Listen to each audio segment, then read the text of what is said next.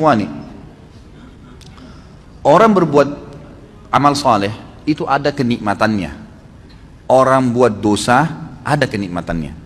Tapi dua kenikmatan ini mustahil bersatu, nggak bisa. Antum kalau merasakan nikmatnya ibadah, dan itu dengan cara ibadah itu tanda kutip harus dipaksakan, nggak bisa nggak. Kalau antum tidak paksakan sholat malam, mulai nanti malam bunyiin jam beker, atur sejadahnya, bubuhi minyak wangi, paksain diri bangun, mustahil. Sampai mati antum tidak akan sholat malam, karena syaitan nggak mau kita ibadah, harus dipaksakan tuh. Kalau kita tidak paksakan, jalan ke rak buku kita di rumah yang kita taruh Al-Quran, paksakan jalan ke sana, ngambil Qurannya, paksakan baca selembar sehari, tidak bakal dibaca sampai kita meninggal. Mungkin sampai anak cucu kita juga tidak sentuh Quran itu. Mereka cuma mengenang, oh itu Quran nenek dan kakek saya. Nggak bisa kalau dipaksain. Ibadah yang dipaksakan, Allah gunakan kata-kata paksa dalam Al-Quran ini ya, tanda kutip bahasa saya ini ya. Allah SWT mengatakan, a'udzubillahi minasyaitonirrajim, walladzina jahadu fina lanahdiyannahum subulana. Orang yang memaksakan diri ke jalan kami akan pandu menuju ke jalan-jalan kami. Kalau kita biasakan paksakan diri, sesuatu yang dipaksakan di awalnya itu nanti akan menjadi sebuah kebiasaan. Kalau dia kebaikan maka akan baik tuh. Kita kalau biasakan diri puasa Senin Kamis, atau biasakan diri untuk azan langsung ke masjid, coba biarin bergulir tuh. Nanti kalau sudah menjadi sebuah kebiasaan, kita nggak enak lagi kalau nggak kerjain gitu. Karena kenikmatannya sudah muncul.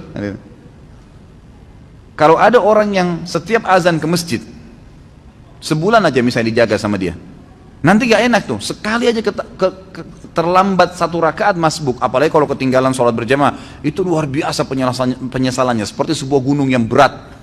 Dari ini yang kata Nabi SAW, orang mukmin kalau berbuat dosa kecil, pelanggaran kecil sebenarnya, seperti gunung yang besar di atas punggungnya, berat rasanya, menyesal kenapa ya gitu.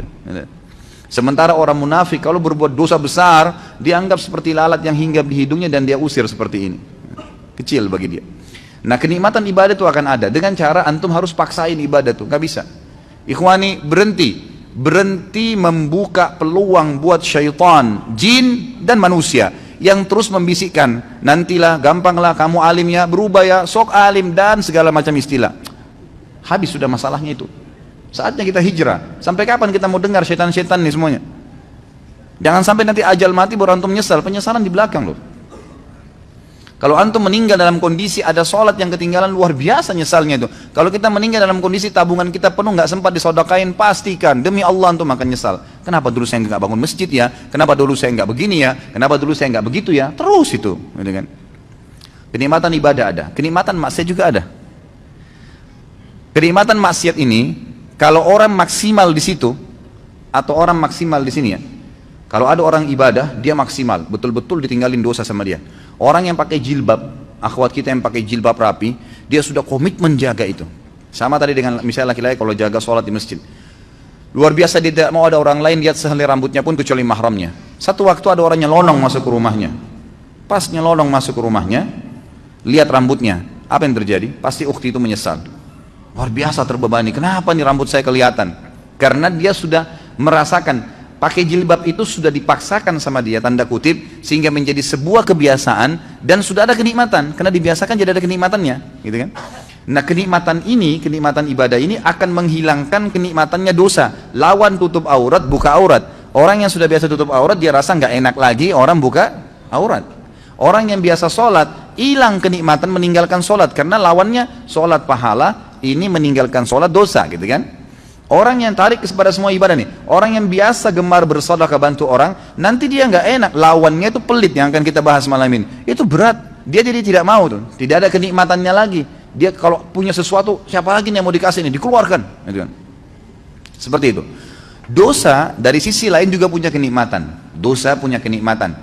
Orang kalau sudah membiasakan diri dalam kemaksiatan, misal perempuan tidak tutup aurat, dia pakai celana pendek, pakai celana ketat, bajunya luar biasa terbuka, gitu kan? Kenikmatan dia jadikan sebagai kebiasaan, muncul kenikmatannya itu. Makanya semua yang dibeli pakaian pendek semua. Kenikmatan ibadah lawannya tutup aurat itu hilang dari dia. Mustahil dia menutup auratnya, gitu kan? Karena dia sudah merasakan kenikmatannya maksiat nih. Gitu. Tarik ini dalam semua kemaksiatan, kemaksiatan apapun yang antum rutinkan. Makanya sering saya bahasakan ikhwani, Allah Subhanahu Wa Taala menyibukkan kita dengan kegiatan-kegiatan agama tuh. Dibuatin jadwal seharian, ada jadwal sholat, ada jadwal baca Quran, ada jadwal, ada amal-amal soleh, banyak programnya ditawarkan supaya padat. Setan untuk membuat agar program-program ibadah ini terganggu, dibuatin program juga sama dia, program-program kemaksiatan. Kalau antum sudah dikena dengan satu dosa, misal nonton gosip jam 8 pagi, contoh, setan hiasin tuh supaya jadi indah dan menjadi kebiasaan antum. Setiap jam 8 nggak enak kalau nggak nonton misalnya, jadi sebuah kenikmatan, ya kan? Maka antum tidak akan mau diganggu jam itu, kegiatan apapun, mau baca Quran, mau mengaji, mau apa, pokoknya harus saya nonton ini, gitu kan? Dibuat kenikmatan. Kalau kenikmatannya sudah muncul, maka kenikmatan ibadah tidak ada. Kalau ada orang maksimal di sini, dia nikmatin ibadahnya, dia tinggalkan benar-benar 100% dosa, itu yang luar biasa. Itu yang kita harapkan. Kalau ada orang yang maksimal juga di dosanya, tidak pernah beribadah, kalau menurut saya, dengan kacamata dia ya, saya bicara dengan kacamata orang yang bermaksiat, itu bagus dia. Kenapa dia bagus? Karena dia maksimal menikmatin tuh. Kalau ada orang yang tengah-tengah, nah ini yang paling banyak nih. Mudah-mudahan di sini tidak ada.